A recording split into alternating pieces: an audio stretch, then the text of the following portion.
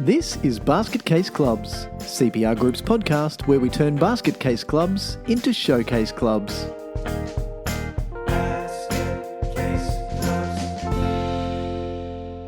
Hello everyone and welcome back to another edition of Basket Case Clubs. We are having an absolute ball in real life as well as on the podcasts because now that I should say the date, it is officially the start of spring here in the Southern Hemisphere. It's the 21st of September 2020. So we're a good 6 months into this COVID problem that the world is facing and we're starting to see some movement. We've got people on the fields. When we've got people on the fields and we've got the problems that come around with clubs again, but we've got activity. So that's been keeping us nice and busy and certainly on our toes and will be the topic of today's discussion. Joining me as usual is Steve Connolly. G'day, Steve. How you doing? G'day, Mick. I'm bloody great. Thanks. Yeah, as you indicated there, we have been really busy, which is why it's been a little while between drinks for us, but really enjoying the work with basket case clubs and turning them into showcase clubs. Yeah. Oh man, if anyone is overseas and you're wondering, hey, where are these guys recording this podcast? For Steve to say, I'm bloody good, I think it doesn't take much to realise where we are, eh? Hey, mate, g'day. Yeah. Hey, now, are we dealing with basket case clubs or are we dealing with basket case people? Oh, good question. That's actually nice and deep philosophical dig there, Steve. I used to think, going back in time when I was young and stupid, now I'm older and stupid. I've still got more age to go, but I've obviously got more to learn. But I used to think that I could... stupidity to learn as well. Well, stupidity to fix. I used to think that I could solve every problem in a club in a year. Like, how naive is that? I can't identify every area of a club where problems can arise, but you're absolutely right. Is it really a problem with the club or is it a problem with the people? And I used to subscribe to that same belief that we could get in and fix all the problems in a year or thereabouts, and clubs would say, oh, give us, the full suite of stuff that we can do with you over the course of a year. And that list has obviously grown as the experience and knowledge of our team has grown. But I think that, well, clubs certainly aren't getting any less complicated. People aren't getting any less complicated. And the world ain't getting any less complicated. No, bloody good point. Yeah. But it's all spilling over into tensions in clubs that lead people to have bad experiences. And if people have bad experiences in clubs, they typically don't stick around, which is why we're really keen to talk about this stuff today. Yeah. So I wanted to start on a disappointing note. It's always disappointing when we have to step in and help resolve conflicts in clubs. Now, for a start, if people are going to pay us to do something, I would much rather that payment go towards growth, not rearview mirror gazing, looking at the bullshit that's been happening in the background that's caused the club to have problems. And the club is having problems because the people are having problems and they're having problems with each other. So the sorts of conflicts that arise are when committee members can't get along with each other, or where you've got disgruntled groups of members within the larger membership cohort. And a big one is obviously where you've got different facility users of the one facility. In Australia, we've got a lot of land, but still our green space that's available for structured sport and recreation is limited. And so that leads to cases where there has to be sharing. So you've got, let's say, an AFL club and a cricket club sharing, not uncommon, especially down south. You've got a soccer club and an athletics club sharing. There's always this we deserve more. We are entitled to more, and it just leads to conflict. It's not conflict, as you say. It's not conflict between clubs. It's conflict between the people in those clubs. And I'm sure sometimes really old, historical conflict and clubs that dislike each other because of something that Barry, the president 20 years ago, did to our club. Yeah, or what you said about my nana 40 years How ago. Absurd is that? Yeah. Talk about Montagues and Capulets. Yeah. Yes, actually. Yeah. It's just, there are so many times when you can think of things that are just a waste of time. Now, these can be serious conflicts where we've been brought in to mediate. I don't like to use the term mediate because this is not mediation. I'm not a trained mediator. You're not a trained mediator. But we deal with enough volunteers in clubs to be able to find the underlying reasons that people take the positions that they take. So it's more conflict resolution. But it's so disappointing because, to be blunt, it's a freaking waste of time. It's a waste of everybody's time. When we're spending time dealing with a fight over who mixed what chemical into the line marker before they marked the fields, a fight over you guys didn't leave in time for us to start our training. You didn't turn the lights off, and then all of these things that are just so, you're looking for someone to blame rather than standing together, connected as all people who love sport and looking into the future and saying, how can we make this good? Like, that's how we should be spending our time, not fart-assing around dealing with, quite frankly, bullshit little problems that shouldn't exist there in the first place. What's really interesting and just popped into my mind as you were speaking then in terms of our support, you know, as facilitators and conflict resolution support people rather than mediators, is that it's really frustrating for me that it often takes that nonsense in a club for them to realize that they should engage us and get our help rather than taking the opportunity that, you know, ticking along okay presents to them in terms of becoming a great club. We could getting be so consultants much better. Exactly. Let's spend some time and money getting professional support to make this club fantastic rather than mucking around dealing with the crap that's already hit the fan. And that's what, you know, I mean, full disclosure, we acknowledge the fact that it's part of what keeps us busy and we do enjoy fixing those problems. Yep. But I'd so much rather be taking clubs, you know, in inverted commas, to the next level and working with them to go from being good to great rather than being in a really difficult situation and just trying to get people to the stage where they can sleep at night again. And getting distracted from even the on-field operations, but then that distraction spills over off-field and you're distracted from not being able to do any really high-value work for the club. Do you want to share any examples, Steve? Have you got some examples you want to share? Obviously, without sharing names, because unless people say, yes, you can talk about me, we'd rather not. But I can certainly share some examples. Have you got some you can share? Yeah, well, one comes to mind. Funnily enough, I've thought of a few examples and straight away, and they're all in rugby league. So one of them is a rugby league. Full disclosure. What sport did you play a lot of, Steve? Yeah, not rugby league. So it's a rugby league club in southeast Queensland. That's probably broad enough to be safe. And there was a bloke involved who was the president of the club, and, you know, same old story. We'll come back to this later, but he's, you know, kind of stuck his hand up because no one else was doing it, and he wanted to see the club continue for the benefit of his kid and his kids and other kids in the club. And before long, it came to light that he was not really keen to work collaboratively with any other committee members. He really just wanted it to be his way or no way. And over the course of probably 6 to 8 months, he became a real pain in everyone's ass. Got to the stage, you know, and there was also quite a realistic accusation or fear of doing the wrong thing. So they were taking beer out of the canteen. They were, you know, using club money for personal purposes. And it got to the stage where the members said, all right, we want you gone. So they held a general meeting and kicked this bloke off the committee, which in itself is a pretty unsavory situation. As you know, it's not a very nice thing to go through, and it caused a bit of fragmentation in the club. Not comfortable at all, but it was the right thing to do. So then the committee, following on after his departure, did their very best to ensure that that fragmentation or, you know, difficult situation was put behind the membership and they were able to move on positively for the benefit of all of the kids involved in the club. And this guy just made a real dick of himself. And it got to the stage where the police said, you cannot go to that club's venue. You must not attend. You know, you've been issued a membership termination letter from the committee. They've told you that you're banned from entering the premises when there's club activities happening. The police removed him not once, but twice from the premises. And this guy was and he was putting stuff on social media when he was drunk at night, and it would just cause this real, and of course then following on from that, what he was talking about in terms of the committee members who carried on, calling them all sorts of names and throwing terrible accusations at them, which if you throw enough mud, some of it's going to stick. Yeah. And it perpetuated this rift in the club. So it was just a terrible situation that eventually led to a fight in the car park where blood was spilled, which is a really terrible outcome. And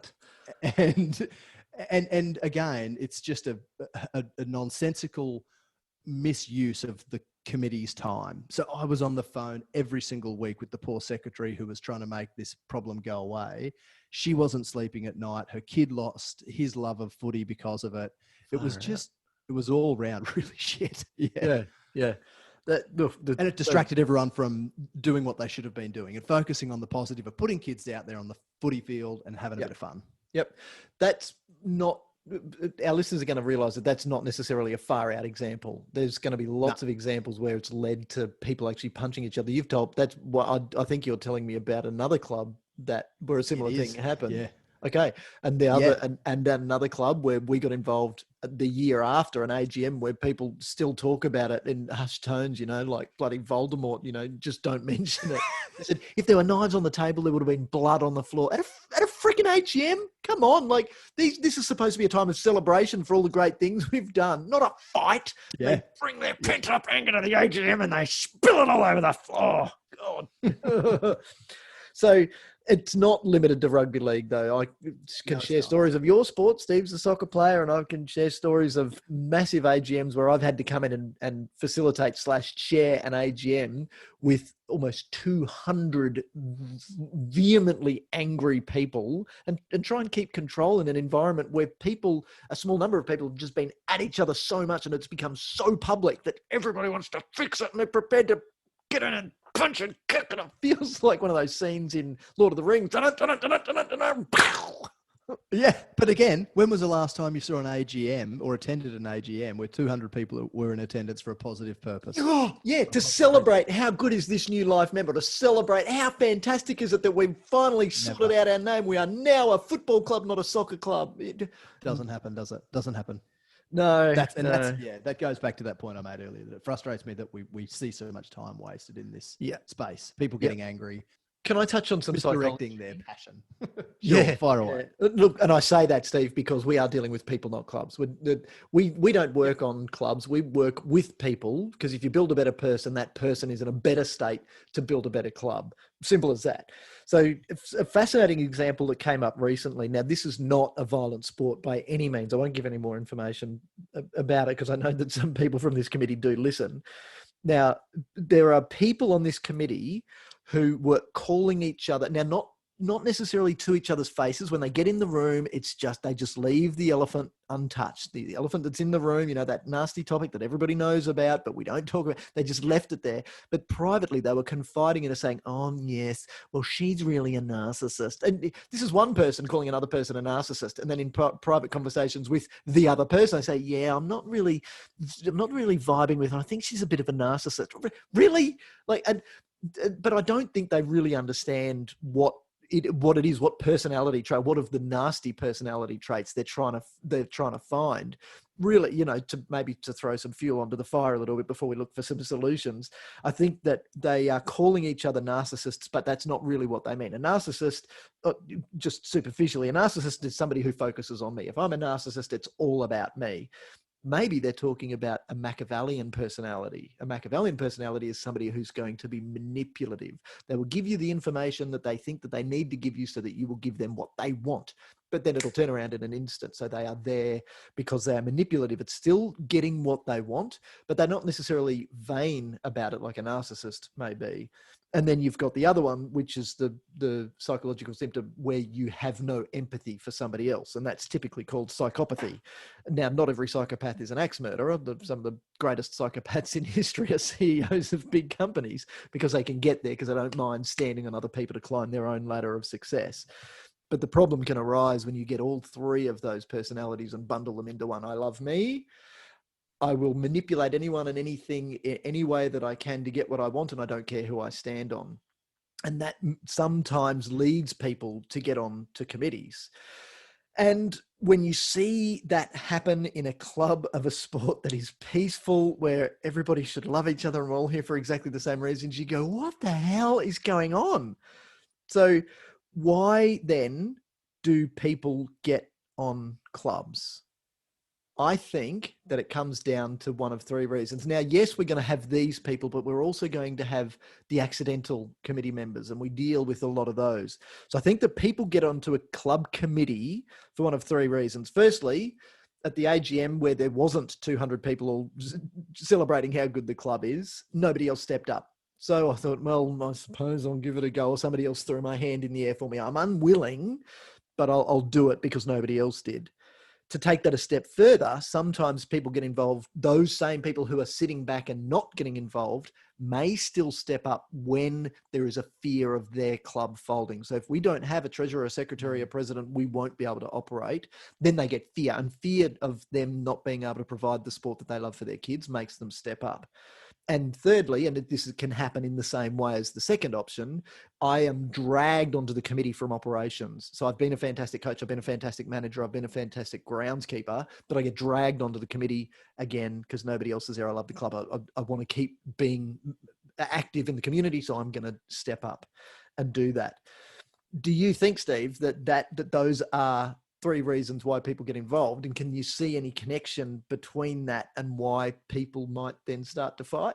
Absolutely. And I think just to go back to the 3 examples, or the 3 personality traits that you mentioned earlier in terms of the psychological or theoretical side of this psychology discussion that we're having, it's interesting that people are often driven by, some of those traits, or they behave in a way that displays some of those traits, even though they have convinced themselves, whether consciously or subconsciously, that they're doing what they're doing in the best interests of the organization.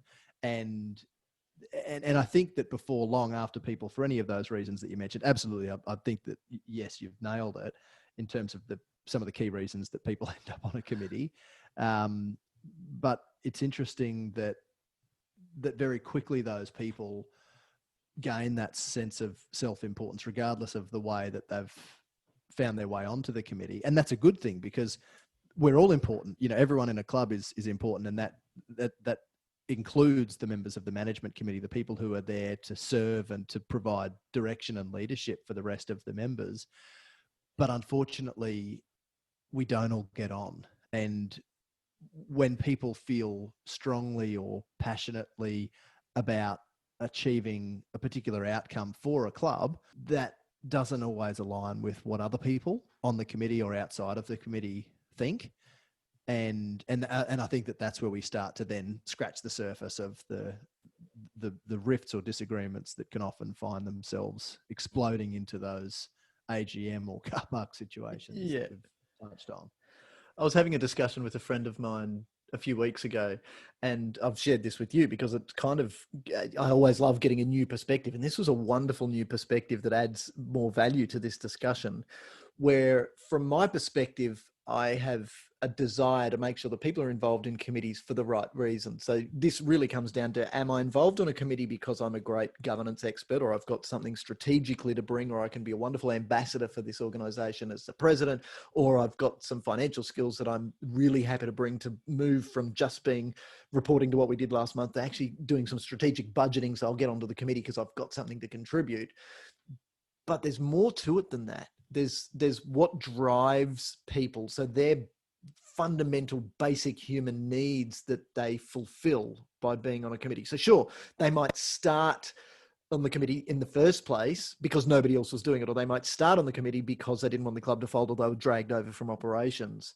But once they're there, and sometimes they come for this reason because they know what they're seeking, whether it's conscious or more often subconscious, what dragged them onto the committee or what made them stay on the committee. And, I'm dealing with some presidents right now who, while they say, I'm very happy to get out of here and somebody else take it, I'm just, I'll leave. Sure. Take it. Absolutely. And you'll know who you are when you listen to this. Yes, take it. Absolutely. But do they really want to step back? Or is there this fear that if I let go, maybe the person who takes over from me will be better than me? Maybe they'll do it a different way. This is my club. I built this and I want my copper pressing up on the wall behind us in the clubhouse. Thank you very much. But also, to call a spade, some of those people are fearful of losing their sense of importance and authority and their badge as the president. So, yep. And I think that since that discussion that you had with the mate of yours, I've started, this has been bouncing around in my head too. And when I'm speaking with people, I think that I'm now able to better identify those who are definitely there with a greater focus on that self-importance and enjoying that authoritative, position Yep. than some people. Yeah. And that's, we're all different. Some people Yep. are driven by different Well, things, whether it's volunteer or professional setting. let's see if we can put it in threes again, because I think, if we make things any more than three, I like to summarize my position descriptions in a club down to 2 dot points. If we get more than three, I think that our brains will forget it. So I reckon let's do another three here. I reckon that the three basic desires, or the feeling that I need to get as a human being that drives me, there's probably going to be 1, 2, or 3 of these that most committee volunteers will feel. That start with the elephant in the room is the one that you just mentioned. It's, I do this for a feeling of self-importance, or importance of myself, a feeling of significance in the world, or for self-promotion. It's all about me. I love the sense of significance that I feel when everybody looks to me because I'm the president. Now, that can also manifest itself in, I love the feeling of significance I get when I can bitch and moan and complain about how I've got to work because nobody else is stepping up. And that makes me feel important. And that's why I do it. So that can be a fundamental driver for people. On the flip side of that is, and it's almost the same, but maybe 180 degrees opposite. On the one hand, I'm doing this because I want to feel important, or I want other people to see me as important, or I want to be more important than other people. And the flip side of that is, I may do this just because I love people. I love my kids, and I'm going to do this. I love everybody who's involved in my sport because we are kindred spirits. We're in this together. We all love it together. So it's that love that binds us. And if love's too strong a word, then it might be that sense of connection that we feel when we do it. So I'm connected to my sport. I'm connected to and once you get out of sport, there are community organizations where I'm connected to my higher purpose. So those in churches, I'm connected to my God.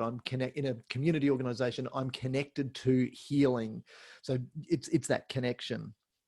And the one that, unfortunately, it's probably the most important of them, but it's possibly the least prevalent in people, and this might be a bit of a stirrer, is genuine contribution.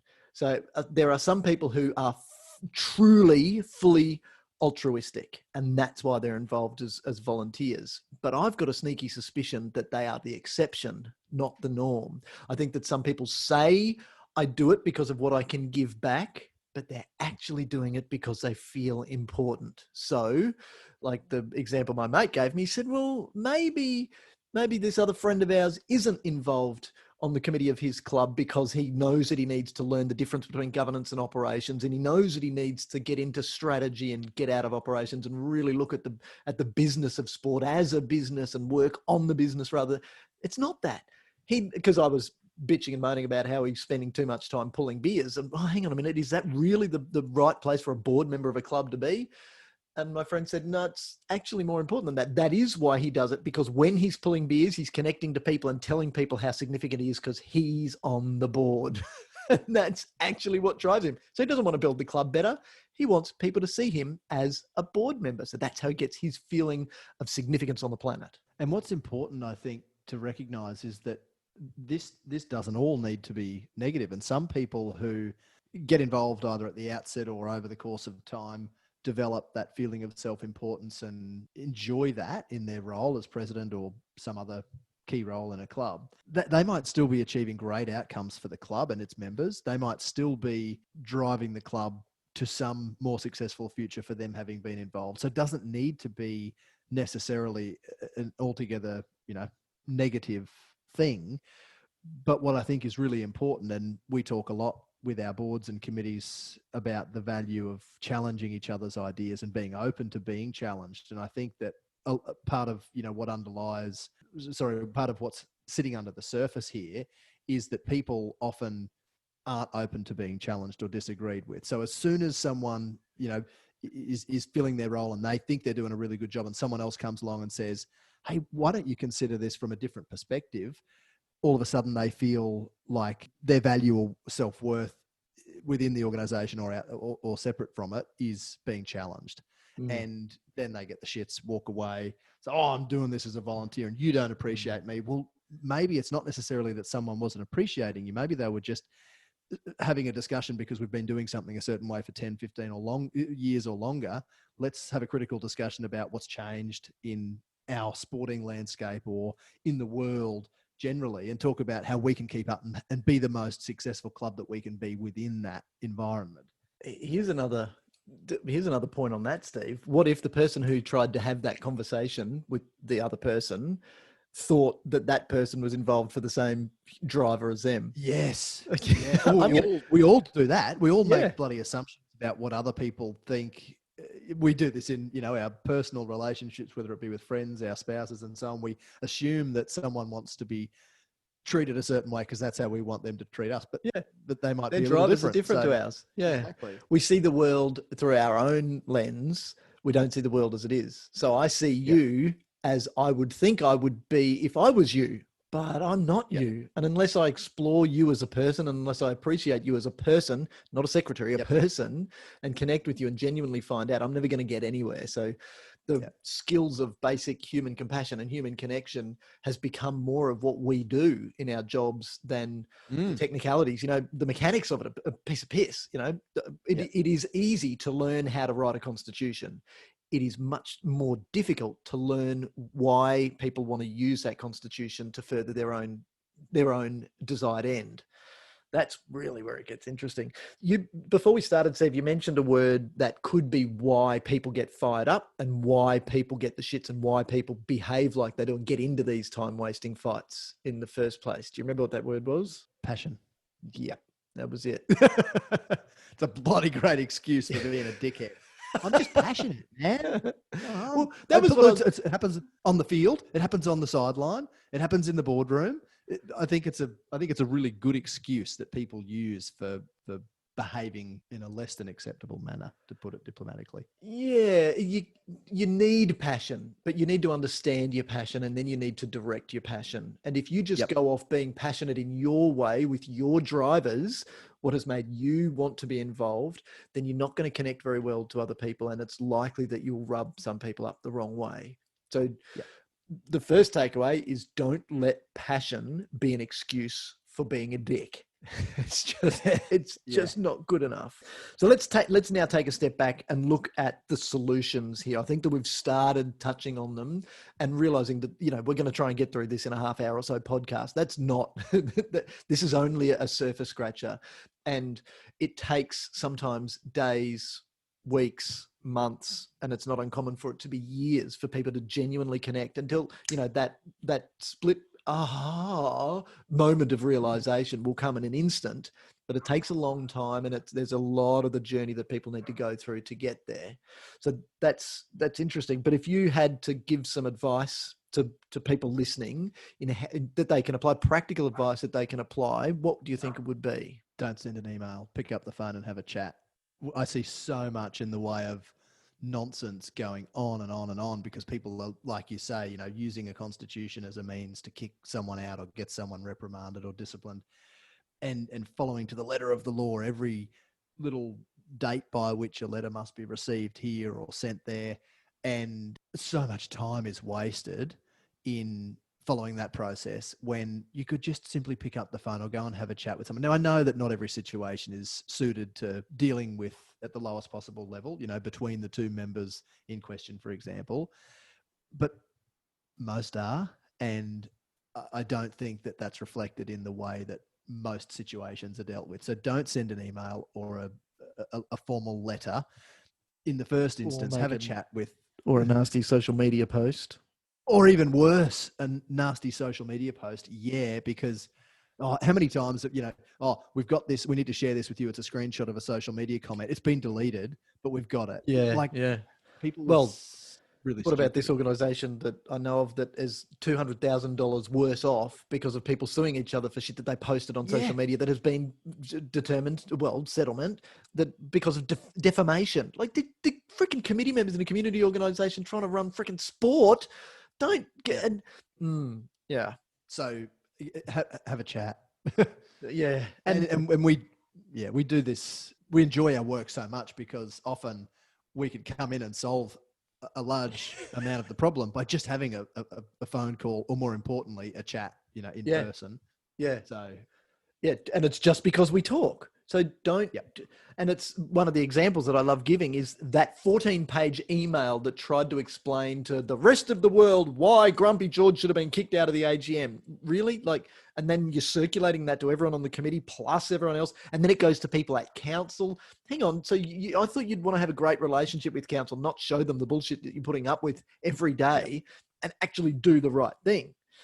Yeah, definitely stay off email, stay off social media, connect. And if it's one-on-one, go and connect with that one person. If it's a them and us, I remember being up north and dealing with the BMX club up there that had this terrible subculture of them and us. And unfortunately, because, you know, we can only be in places where we can, and there isn't obviously enough desire for people to change, they slip and they go back into this. Well, the people who sit over there on the hill, they're from those families, and we and our, you know, we, us goodies, the people in the right, we'll sit here on the grandstand.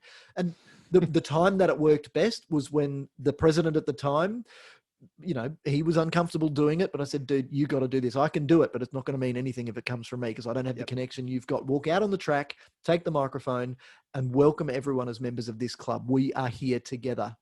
And look, I know that there's, you know, this is the sort of stuff he had to say. I know that there's some them and us sort of mentality going on, but that's not how this club's going to work from now on. We are here together. We're going to make this work together.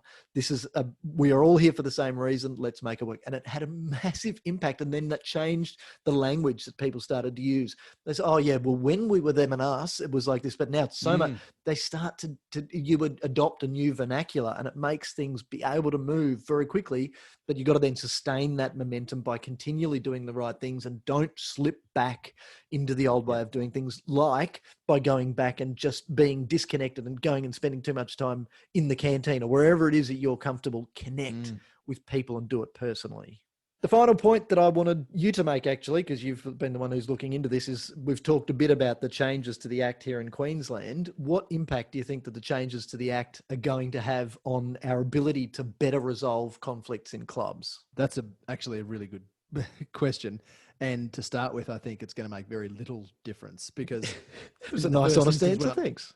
Yeah, well, when I'm talking with people in clubs currently in Queensland, they're typically pretty surprised that the Act has been amended, and they are then, you know, obviously really keen to find out, well, what do those changes mean for us, and what do we need to do in terms of updating our constitution, and what do we need to do in terms of changing operational practice. But the really important change that relates to the discussion that we're having today is that come a couple of years' time, because the changes are being rolled out incrementally, there will be a requirement on incorporated associations to include in their constitution mediation, grievance procedures, including providing for mediation. And the idea of that, as we touched on in a recent podcast episode, is to avoid, you know, the Supreme Court of Queensland wasting its time on some of the disputes that are finding their way all the way up there, to deal with people who've been, you know, kicked out of clubs or in some way not afforded natural justice through an appeals process, for example. And the inclusion of mediation procedures within a constitution, or the requirement that clubs do so in Queensland over the course of time, will hopefully change the way that people are dealing with crap in clubs, because I anticipate that first question will get asked, you know, when the Supreme Court judge is considering whether or not he's going to take on a case. He goes, hold on, has mediation been attempted here? Because that's a requirement of the Act and it's in your constitution. And if not, we're going to deal with it. You know, go and deal with that at the lowest possible level. So I think that over time that will change, but it's going to take some pain, you know, like any of these changes. Yeah. And look, but unfortunately in the first instance, it's going to take, a bit of a wake-up call for some people. And of course, us going in and saying, hey, you guys need to update your constitution. It's got to include this. And the education that always goes along with the constitution review process that we do means that the people who are administering those clubs will become much better educated about the fact that they need to include it, but then really should be looking to deal with issues in that way in the first place anyway. Yep. So for some clubs, the pain is going to be bad. And it's like, remember when you were young and you get those really nasty, painful pimples on your top lip, and every time you move, it hurts. And, you know, it just gets bigger and bigger. But as soon as you squeeze it, it hurts more than you could possibly imagine. But then when you squeeze it and you go through all of that pain, that's when the healing starts. Immediately go, oh, I can move again. Thank God. So sometimes the way out is through that pain, and you got to push through it. So you got to pop the pimple. Got to pop the pimple, and the popping of the pimple for the BMX club example was that it was so freaking hard for the president to go out onto the track. He was shitting in his shoes. He was so scared about what it would do. And this is the step that needs to be taken. It can be a painful step. Some people are so comfortable sitting here tapping away on the keyboard because that's where I'm comfortable. That's where I've got my power because I've got protection. Like the road rage people in their cocoon of safety in their car, they're happy to yell and beat their horn. But if they were standing in line with each other at the bank, they'd probably say, oh, no, after you, sir. So with that in mind, then, we've discussed that we see sometimes more fights in clubs over more petty and personal things than we would ever see in the workplace. In the workplace, there's kind of this air of protection. Workplace bullying is a scary term. Fair work ombudsman is a scary person. So we don't want to be there. So we kind of say, oh, actually, yeah, I better be considerate with what I say here because I could get in real trouble. You take that away, and then you've got people just being dickheads to each other in clubs.